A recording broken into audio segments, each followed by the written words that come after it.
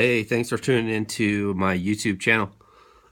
We are strolling through the book of Job and learning some really valuable perspectives. And Job is still suffering here in verse 24, and his friends are still attacking him with their words and not comforting him. But chapter 24, here we go. Why does the Almighty not set times for judgment? Why must those who know him look in vain for such days? Men move boundary stones, they pasture flocks they have stolen. They drive away the orphan's donkey, and take the widow's ox in pledge. They thrust the needy from the path, and force all the poor of the land into hiding. Like wild donkeys in the desert, the poor go about their labor of foraging food. The wasteland provides food for their children. They gather fodder in the fields and glean in the vineyards of the wicked. Lacking clothes, they spend the night naked. They have nothing to cover themselves in the cold. They are drenched by mountain rains and hug the rocks for lack of shelter. The fatherless child is snatched from the breast. The infant of the poor is seized for a debt.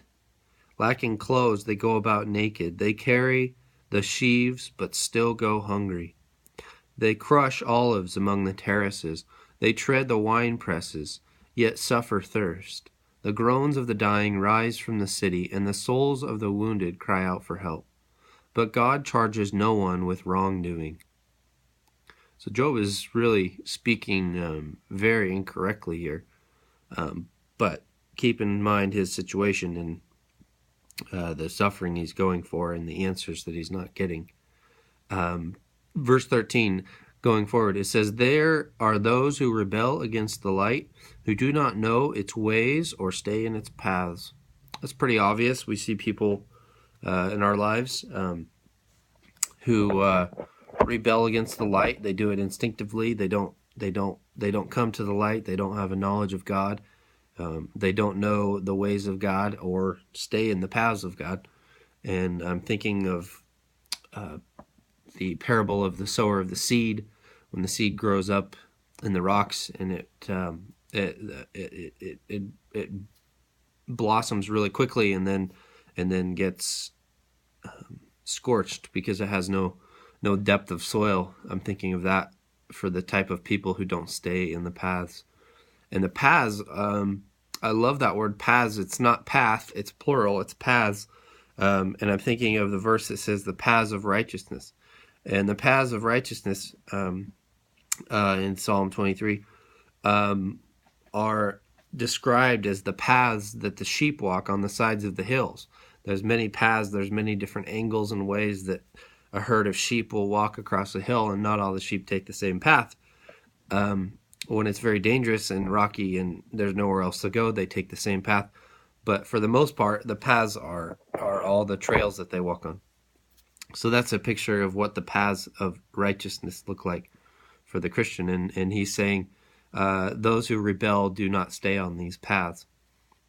Verse 14, "When daylight is gone, the murderer rises up and kills the poor and needy.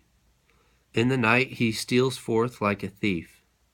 The eye of the adulterer watches for dusk. He thinks no eye will see me, and he keeps his face concealed." I just met a neighbor this last week. He had $13,000 worth of equipment and tools stolen right out from his garage and his trailer and his house while he was home. And of course, it was in the middle of the night. That's how thieves work. And they conceal themselves in the night. And Job, the same thing's been going on since Job's day. Verse 16, "In the dark, men break into houses, and by day they shut themselves in. They want nothing to do with the light. For all of them, deep darkness is their mourning. They make friends with the terrors of darkness. Yet they foam on the surface of the water. Yet they are foam on the surface of the water. Their portion of the land is cursed, so that no one goes to the vineyards. As heat and drought snatch away the melted snow, so the grave snatches away those who have sinned." Verse 20. The womb forgets them. The worm feasts on them. Evil men are no longer remembered, but are broken like a tree. They prey on the barren and childless woman, and to the widow show no kindness. But God drags away the mighty by his power. Though they became established, they have no assurance of life. Verse 23. He may let them rest in a feeling of security, but his eyes are on their ways. For a little while they are exalted, and then they are gone. They are brought low and gathered up like all others. They are cut off like heads of grain. If this is not so, who can prove me false by reducing my words to nothing? So that's chapter 24, and that's Job, and he's reeling off some things in out of his pain and agony, and he's deep down, I think his heart is searching for answers and searching for truth, and he's waiting and hoping for God to talk to him.